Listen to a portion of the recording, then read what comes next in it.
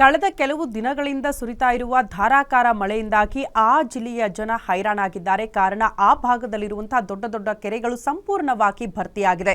ಮತ್ತೊಂದು ಕಡೆ ಅದೇ ಜಿಲ್ಲೆಯಲ್ಲಿರುವಂತಹ ದೊಡ್ಡ ಡ್ಯಾಮ್ ಕೂಡ ಸತತ ಮಳೆಯಿಂದಾಗಿ ಬಿರುಕು ಬಿಟ್ಟಿದೆಯಂತೆ. ಹಾಗಾದ್ರೆ ಆ ಡ್ಯಾಮ್ ಯಾವುದು, ಏನು ಸಮಸ್ಯೆ ಆಗ್ತಾ ಇದೆ, ಆ ಕುರಿತ ರಿಪೋರ್ಟ್ ಇಲ್ಲಿದೆ ನೋಡಿ.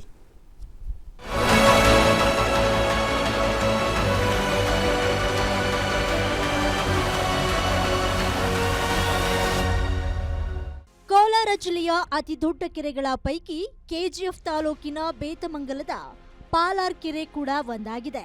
ಪಾಲಾರ್ ನದಿ ಪಾತ್ರದಲ್ಲಿ ಬರುವ ಈ ಪಾಲಾರ್ ಕೆರೆ 4 ವರ್ಷಗಳ ನಂತರ ತುಂಬಿ ಕೋಡಿ ಹರಿತಾ ಇದೆ. ಪಾಲಾರ್ ಅಣೆಕಟ್ಟಿನಲ್ಲಿ ಒಟ್ಟು 34 ಗೇಟ್ಗಳಿದ್ದು, ಈ ಪೈಕಿ 3 ಗೇಟ್ಗಳಲ್ಲಿ ಸಣ್ಣ ಬಿರುಕು ಕಾಣಿಸಿದೆ. ಜೊತೆಗೆ 19ನೇ ಪಿಲ್ಲರ್ನಲ್ಲಿ ಬಿರುಕು ಕಾಣಿಸಿದ್ದು, ಪಿಲ್ಲರ್ ಸ್ವಲ್ಪ ವಾಲಿದೆ. ಒಂದು ವೇಳೆ ನೀರಿನ ಹರಿವು ಹೆಚ್ಚಾದರೆ ಅಣೆಕಟ್ಟು ಒಡೆಯುವ ಆತಂಕ ಎದುರಾಗಿದೆ.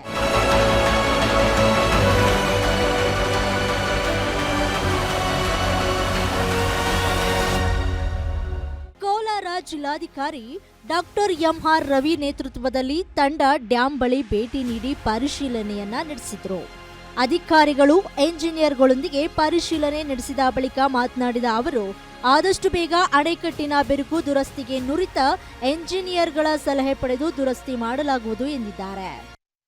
ಆ ಬ್ರಿಡ್ಜ್ ನಲ್ಲಿ ಏನೋ ಒಂದಷ್ಟು ಬಿರುಕು ಬಂದಿದೆ ಅಂತ ಹೇಳಿದ್ರಲ್ಲ, ಅದಾಗಲೇ ಅವರು ಎಂಜಿನಿಯರ್ಸ್ಗಳೆಲ್ಲ ಅದನ್ನ ಇನ್ಸ್ಪೆಕ್ಟ್ ಮಾಡಿದ್ದಾರೆ, ವರದಿ ಕೊಡ್ತಾ ಇದ್ದಾರೆ. ಎಕ್ಸ್ಪರ್ಟ್ಸು ಮಂಡೇ ಅಥವಾ ಟ್ಯೂಸ್ಡೇ ಬರ್ತಾರೆ.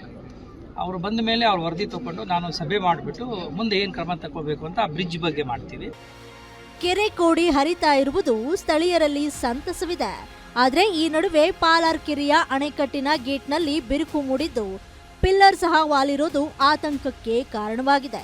ಇದು ಸ್ಥಳೀಯರ ಆಕ್ರೋಶಕ್ಕೆ ಕಾರಣವಾಗಿದ್ದು, ಆದಷ್ಟು ಬೇಗ ಸರಿಪಡಿಸಿ ಆತಂಕ ನಿವಾರಣೆ ಮಾಡಬೇಕಾಗಿದೆ. Gangapura Kumar, guarantee news, Kolar.